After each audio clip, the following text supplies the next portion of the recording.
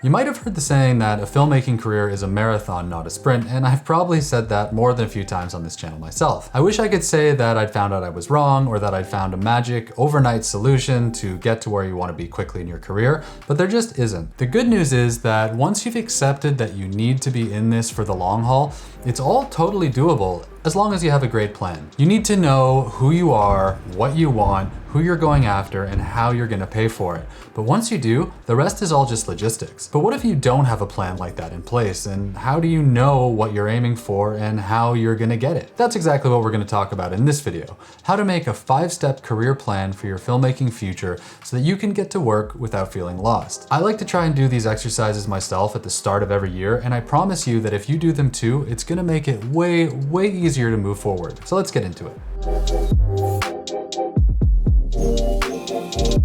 Hey guys, welcome back, and if you're new here, my name is Luke Forsyth, and on this channel, I teach the skills I've learned over 10 years working as a documentary filmmaker and photographer. If you're into that kind of thing, do the whole like, subscribe, sign up for notifications, whatever you gotta do, because I've got new videos coming out every week. Okay, so why go to all the effort of writing complex career plans instead of just shooting and posting stuff online? Or maybe you have some good jobs under your belt, but you know you haven't hit your full potential yet. How do you break through to the next level? Or maybe you've been working really hard and you think you might be ready to quit whatever job you've got and go full-time into filmmaking.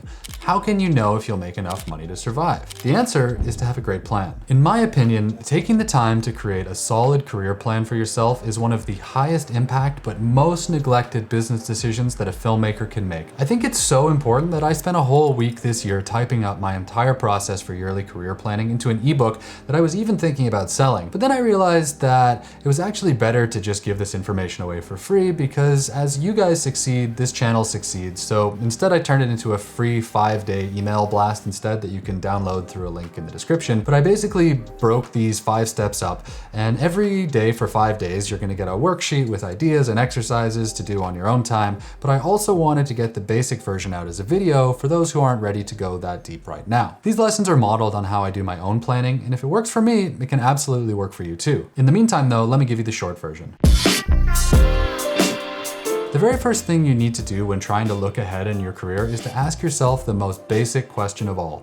Who are you as a filmmaker? You might think this is a stupid question and you know exactly who you are, but if you were stuck in an elevator with like Werner Herzog or something, I would just leave you alone. Could you tell him in 10 seconds exactly what you're all about without stuttering? Most people, including me, can't do this well without thinking about it beforehand, and that's exactly what step 1 is all about. Before you can convince other people to take a chance on you, they need to understand what it is you do and what you bring to the table. What makes you unique? What can you do that others can't?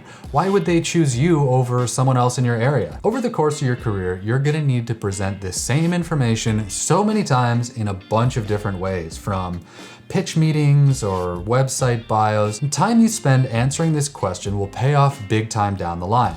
In the email blitz, I give a couple of exercises that I highly suggest doing, but the simplest version is to write it out in 3 sentences or less. If you can't tell someone what you do in 3 super clear sentences, you really don't understand it yourself. Okay, so once you know, and more importantly, once you can explain to someone else what it is that you do, the next thing you have to decide is exactly what you want. We all want to be successful filmmakers, but what that means is different for each of us. Some of you might want to become directors on high-budget productions and travel the world, or others might want to stay closer to home and tell local stories that matter. Maybe some of you want to go after the money and get into like series TV, while others might be more interested in going the indie route and retaining full control over their work. There are a ton of ways to succeed in this industry, and you need to know what that looks like for you so you can tell if you're making progress or not. Again, in the guide, I give a whole bunch of prompts for you to work from, but to keep this video from ballooning out of control, the basic idea is to visualize your life and career 1 year from now, 3 years from now, and 5 years from now. If everything went right, what would that look like?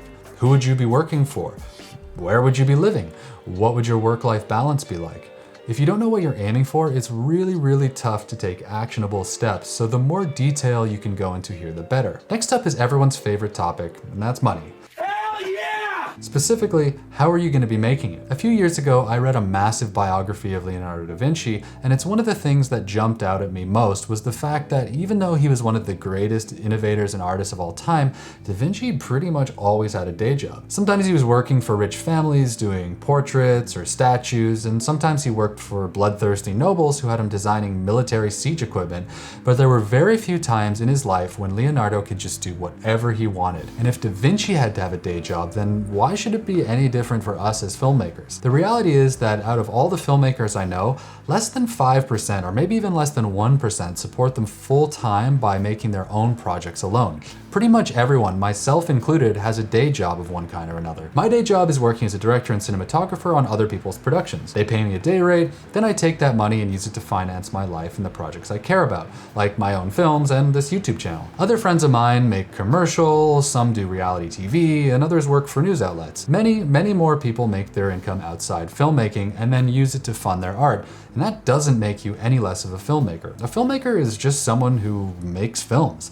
So if you're paying your bills by working as a dental hygienist and then taking your camera out on evenings and weekends, that does not make you any less legit. But however you're gonna support your filmmaking habit, you do need to know what that is. Do you wanna earn your money with a camera or in some other way? There's no right answer, but you do need to know what that looks like in order to plan a future. That's a pretty good segue into the next step, which is also money related, and that's to figure out what your cost of doing business is. If you're hoping to go full-time one day, this is especially important because if you don't know how much money you need, you're gonna have no idea whether you're ready or not. The whole idea of just quitting your job and jumping in is a nice fantasy, but it's not really a great business move. So thinking this through will give you a much better idea of when you're ready to make the leap. Likewise, if you're already working in film, knowing what it costs you to stay in business every year lets you know how much you need to charge for your work. It's not a glamorous thing to think about, but a simple cost of doing business analysis is going to give you so much financial clarity, it's well worth the time. The cost of doing business analysis is pretty straightforward. It's just a total calculation of how much money you need to support yourself in a given month or year. You can try and base this off your previous year's tax return, but if you're a freelancer, that income can change from year to year. The best way is to just sit down with a spreadsheet and calculate exactly what your life and business costs you until you get a rough total. And be thorough here. Do you need new gear? Are the wheels falling off your car? Do you have a subscription to every streaming service there is? Put it all down there. If you want to go all out with this, sign up for the email blitz and I'll send you some more prompts and ideas and all sorts of things to think about. But if you just want to do this on your own, try to remember that things always cost more than you want them to. So be honest and save room for incidentals. Because like John Lennon once said, life is what happens to you when you're busy making other plans. Okay, so now you have a good idea who you are, what you want, how much it's going to cost, and how you're going to make that money. The final step is to figure out who you're going to do it for. If you only want to make your own films and you don't care about collaborating with other production companies or getting hired on other people's shoots, focus this on film festivals instead of clients, but the majority of us will want to find people who have the power to pay us for our work. That means making a big list of as many potential clients as you can think of, and then reaching out to those people to set up meetings. All right, so I'm sorry if I've been plugging a lot in this video, but I do have so much to say about networking that I also made a full downloadable guide a few months ago that's like 12 pages of exercises on how to network effectively as a filmmaker. There's gonna be a link to that in the description too. I'll spare you most of the details here though and make it simple. Who are the people you wanna work for and where are they? Do you wanna shoot for a specific director or production company? Is there a brand you really wanna work with? Or maybe there's a news outlet you think would be a great match for your latest short.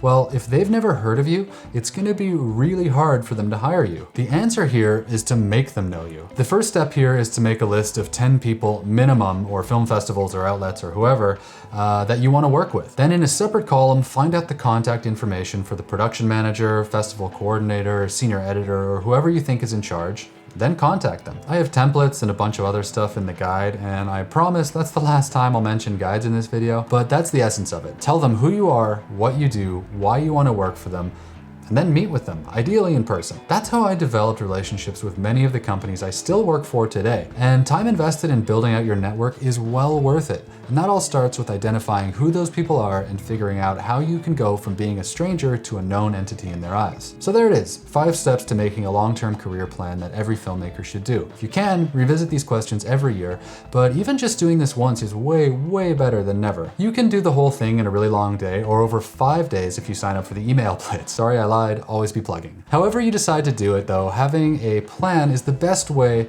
you can keep on track and get to where you want to be in your career. That's it for today. Hope you liked that video, and if you did, like, subscribe, all that good stuff. It really does help me. And if you did like that one, maybe check out this other video I made about how to network like a pro.